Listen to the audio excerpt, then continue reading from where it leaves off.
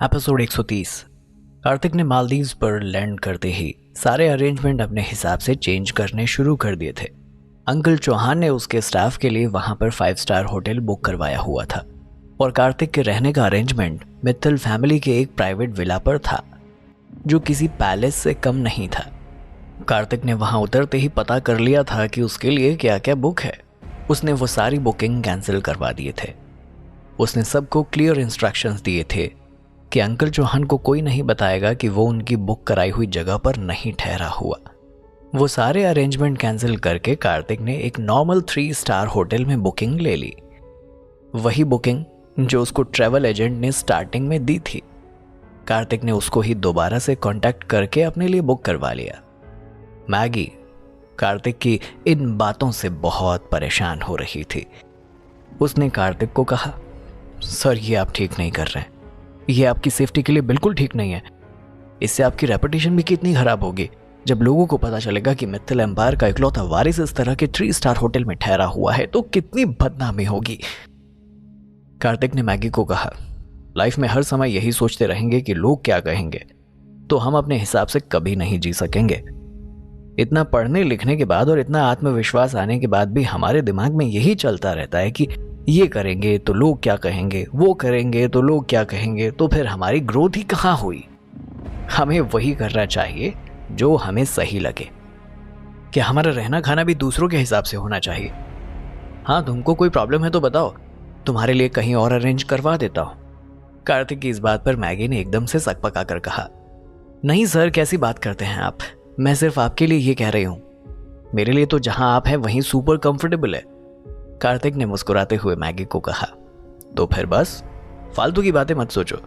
हर समय यही सोचना कि दुनिया क्या कहेगी बहुत थकान भरा यूजलेस काम है। कार्तिक की बात पर इस बार मैगी भी मुस्कुरा दी। उसके चेहरे से साफ झलक रहा था कि वो कार्तिक को बहुत एडमायर करती है। उसने जिंदगी भर रईसों के बच्चों को बदतमीजी के साथ शो ऑफ करते देखा था। एक कार्तिक ऐसा था जिसको ना तो महल से फर्क पड़ता था और ना झोपड़ी से। कार्तिक ने मैगी को कहा, मुझे इस बात से कोई फर्क नहीं पड़ता कि मैंने ब्रांडेड कपड़े पहने या फिर किसी छोटी जगह से खरीदे। मुझे इस बात से भी फर्क नहीं पड़ता कि जो खाना मुझे पसंद है वो 5 स्टार से आ रहा है या फिर किसी सड़क के ठेले से। और यहाँ तक कि मुझे अगर नींद आई है तो मैं किसी पेड़ के नीचे भी उतने ही आराम से सो सकता हूँ जितना कि किसी 5 स्टार के बड़े कमरे में। इसलिए तुम मेरी फिक्र मत करो। मैगी के चेहरे पर कार्तिक के लिए अफेक्शन बढ़ता ही जा रहा था। इस बार उसने कार्तिक से कोई बहस नहीं की। वो सब लोग अब एयरपोर्ट से बाहर अपने होटल की तरफ चल दिए। 3 स्टार होटल देखकर सब चौंक गए। बिजनेस क्लास में सफर करने के बाद अब अचानक से उनकी कार्तिक से एक्सपेक्टेशन बहुत ज्यादा बढ़ चुकी थी। वहां के अरेंजमेंट्स देख के बहुत सारे लड़कियों के तो मुंह बन गए। बिजनेस क्लास के बाद तो वो लोग एक्सपेक्ट कर रहे थे कि पता नहीं उन्हें कितनी लग्जरी मिलने वाली है। उन सबको अपने अरमानों पर पानी फिरता हुआ दिखाई दे रहा था। कार्तिक वैसे भी उन सबको इतनी ज्यादा लग्जरी की आदत डालना नहीं चाहता था कि वो लोग अपने काम के प्रति सिंसियर ही ना रहे। मालदीव्स में वेकेशन पर लाना अपने आप में बहुत बड़ी बात थी। 5 स्टार की लग्जरी अफोर्ड करने में कोई दिक्कत थी नहीं, पर इससे शायद वो लोग कार्तिक की कंपनी को टेकन फॉर ग्रांटेड लेने लगते। जैसा कि साशा ने कहा था कि हमको इतना ओवर स्पेंड नहीं करना चाहिए।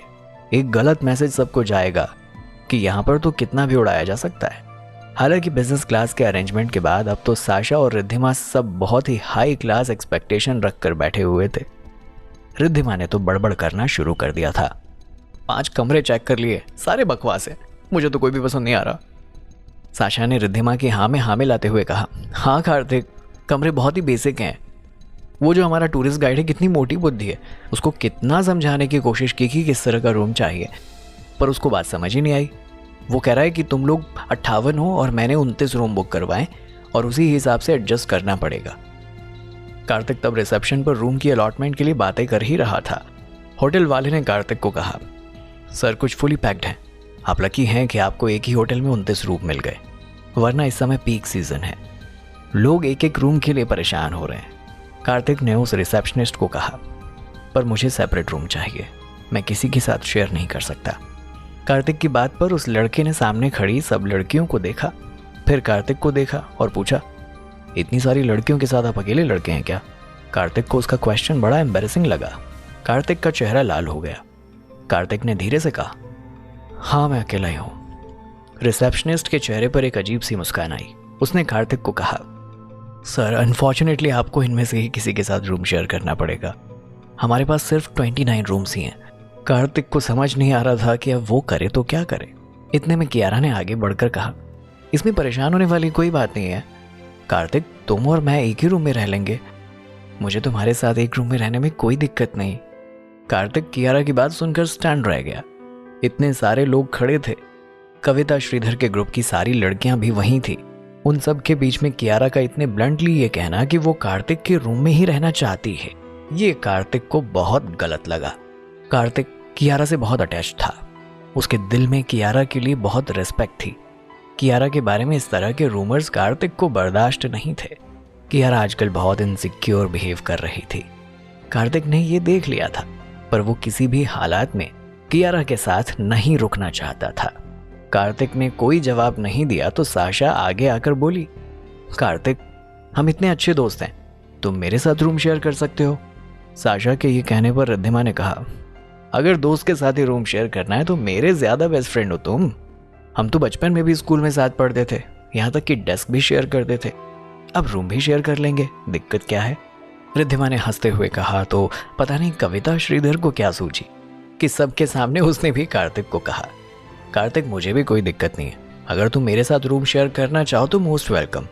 कविता के ये बात कहते ही उसके ग्रुप की सारी लड़कियों ने हैरानी से कविता की तरफ देखा और फिर उन सब ने आपस में खुसर पुसर के साथ बातें बनानी शुरू कर दी। वहां खड़े सारे लोग इस सीन का मजा ले रहे थे कि एक लड़का है और उसके साथ कितनी सारी लड़कियां रूम शेयर करना चाहती हैं। कार्तिक का चेहरा तो देखने वाला हो गया था। कार्तिक ने उस रिसेप्शनिस्ट को कहा, देखो मिस्टर, मुझे हर हाल में अलग कमरा चाहिए, मैं किसी के भी साथ रूम शेयर नहीं कर सकता।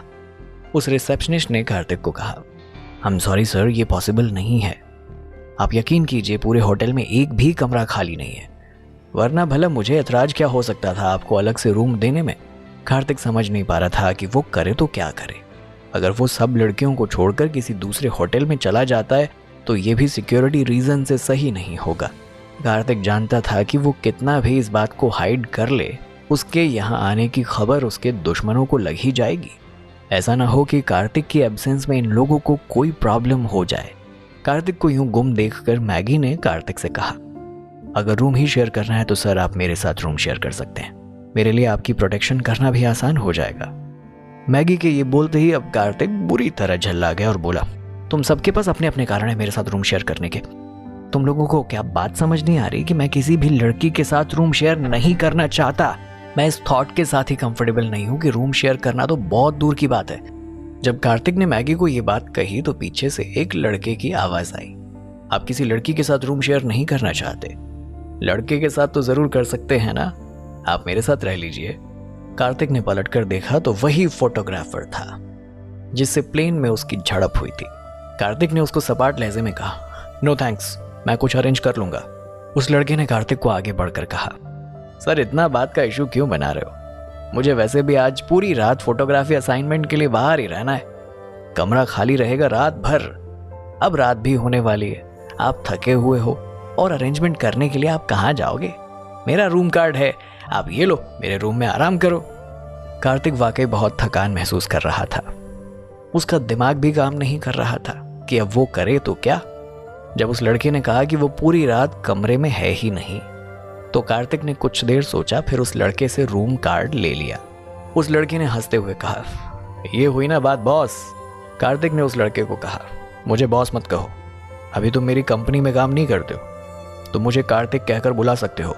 उस लड़के ने हाँ में सिर हिलाते हुए कहा, मैं तो आपकी कंपनी ज्वाइन करना ही चाहता हूँ और मैंने अभी गिव अप नहीं किया है, मैं तो कोशिश करता रहूंगा।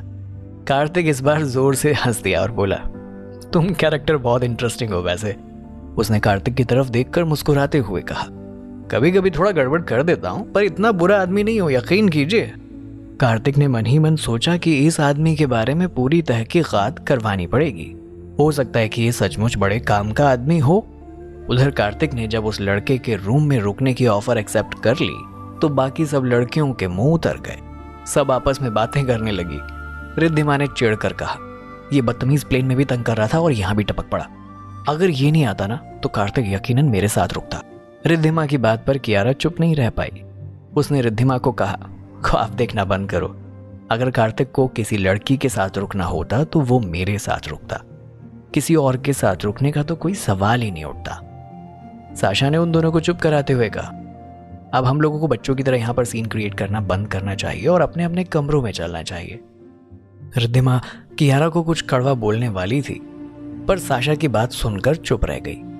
उसने सोचा आगे आगे काम भी साथ करना था, इसलिए किसी छोटी सी बात का इशू बनाकर लड़ना ठीक नहीं है। कार्तिक तो अब वैसे भी उस लड़के के साथ ही रुक रहा है। इंटरेस्टिंग बात यह थी कि उस कपल का, जिसकी गर्लफ्रेंड प्लेन में इतना तमाशा क्रिएट कर रही थी, उसके लिए भी यही होटल बुक था। दरअसल ये सब लोग एक टूरिस्ट कंपनी के थ्रू आए थे, इसलिए इन सब के होटल की बुकिंग सेम थी। जब ये सारा रूम अलॉटमेंट का ड्रामा हो रहा था तब उस लड़के की गर्लफ्रेंड ने राधिका से पूछा, तुम लोगों की कंपनी क्या काम करती है? राधिका ही उसे उन सब में शांत दिखाई दे रही थी, इसलिए वो राधिका के पास बातें बनाने पहुंच गई। ये सब उसको बड़ा इंटरेस्टिंग लग रहा था कि कार्तिक के साथ इतनी सारी लड़कियां हैं और सबको कार्तिक के साथ रूम शेयर करना है। वो कार्तिक के बारे में और भी जानना चाहती थी। राधिका ने उस लड़की को कहा, हमारी एक एंटरटेनमेंट कंपनी है। उस लड़की ने राधिका की बात पर चौंकते हुए कहा, ओ तभी। मुझे अभी तक ये समझ नहीं आ रहा कि एक लड़के के साथ आखिरकार इतनी सारी खूबसूरत लड़कियां कैसे हैं। अच्छा, तो तुम सब लोग इस आदमी की एंटरटेनमेंट कंपनी में काम करते हो? उस लड़की ने फिर से राधिका से पूछा, तुम्हारी कंपनी में और क्या क्या होता है? राधिका ने बहुत मासूमियत से सिंपली उसको कहा, हम लोग अपने आर्टिस्ट को ट्रेनिंग देकर पॉलिश करते हैं, फ्यूचर के लिए प्रिपेयर करने के बाद लॉन्च करते हैं। फिर उस लड़की शीना ने एक्साइटेड होकर कहा, मैं भी स्टार बनना चाहती हूँ, क्या मैं तुम्हारी कंपनी ज्वाइन कर सकती हूँ? राधिका ने उस लड़की से पूछा, क्या तुम्हें गाना आता है? शीना ने कहा, नहीं। राधिका ने उससे पूछा, डांस आता है तुम्हें? उस लड़की ने कहा, नहीं, वो भी नहीं आता। राधिका ने फिर उससे कहा, कोई स्पेशल टैलेंट है तुम्हारे अंदर? शीना ने अकड़ते हुए कहा, नहीं, मेरे अंदर ऐसा कोई फालतू टैलेंट नहीं है, मैं सुंदर हूं ना। लेकिन राधिका ने मुस्कुराते हुए कहा, हमारी एंटरटेनमेंट कंपनी में सिर्फ सुंदर होने से कुछ नहीं होता, कोई ना कोई टैलेंट होना ज़रूरी है। शीना ने राधिका को कहा, यह बेकार की बकवास है।